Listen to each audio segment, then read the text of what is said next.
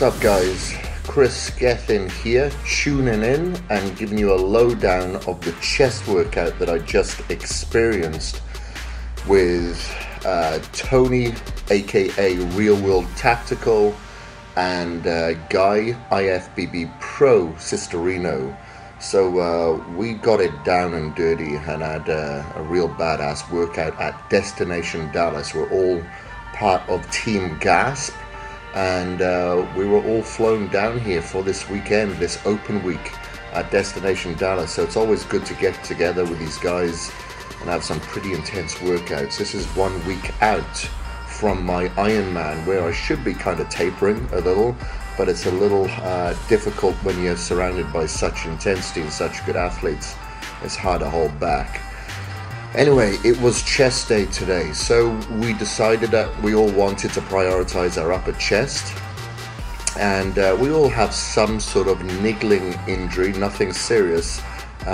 So we wanted to start off with a machine, and the Prime equipment is a new introduction to Destination Dallas. So we started off with the Prime equipment, specifically the incline press, where you may notice we were swapping barbell plates from the top of the curve to the mid of the curve to the bottom of the curve. And what's the great thing about these machines is that when you remove weight and put it from one tree to the next, it doesn't necessarily remove weight from the actual machine. It can actually add resistance to a certain part of the curve.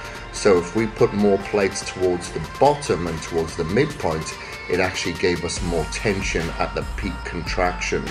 So we did in total about four to five sets we did here. And we were knocking out anywhere around 10 to 12 repetitions, making sure I was coming down slow on the negative, because I did feel a little bit of pressure on my anterior delt and my rotator cuff. So I came down slow and then used a little bit more of an explosion action on the way up, just to make sure that I fired both my fast twitch fibers specifically, and then contracting at the top to really get deep down into the slow twitch muscle fibers there as well. So then following that machine, when everybody had been on the incline prime press, we moved on to another press, this time a barbell.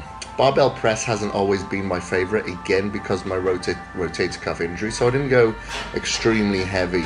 The heaviest I went on this exercise was 3 plates a side, and we performed drop sets when we did so. So I did the conventional sets for a couple of sets with a slightly lighter weight, and then decided to go for a drop set when we went a little bit heavier, just to make sure again that we targeted both our fast twitches, so slow twitch muscle fibers. At that point, your chest does go into overdrive, into survival mode, just to get that weight up.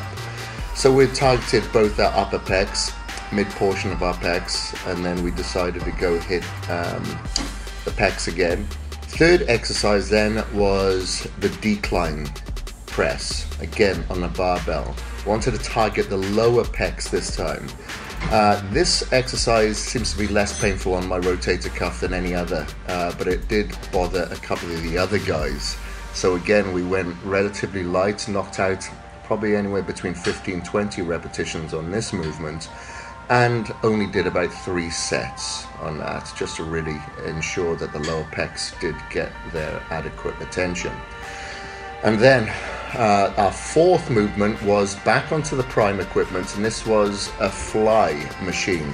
Now you'll notice to begin with I was using more of a pressing movement. I just found that this put less stress onto my delts, and then I would press out just to get a full contraction at the top portion of this movement, so I could really target the inner pecs.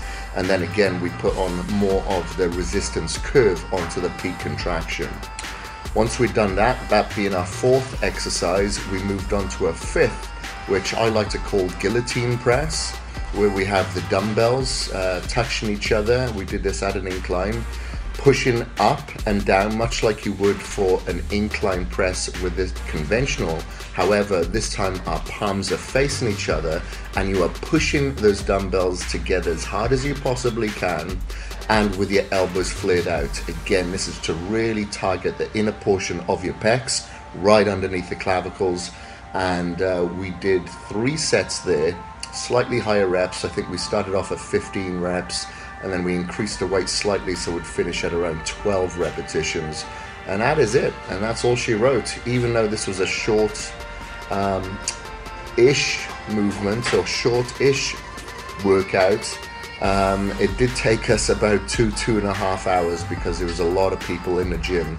A lot of people wanted photographs, people wanted to chat, and when there's 3 of you training and you all swap in weights, it does take a little bit of time to set up as well. So you know, I just made sure that I was just, you know, taking in plenty of fluids, making sure that I'm getting my BCAAs, my in-caged, and staying on point to ensure that I could finish the workout as strong as I'd begun. And this was 1 week out from the Ironman, so my chest is very, very sore now. Hopefully it won't be too sore when I'm in the aero position on the bike next week. Alright guys, so I hope you liked that workout between myself, Guy and Tony. Make sure that you follow those guys, and if you want more videos like this, you can find them on the Kris Gethin and Cage Muscle YouTube channels.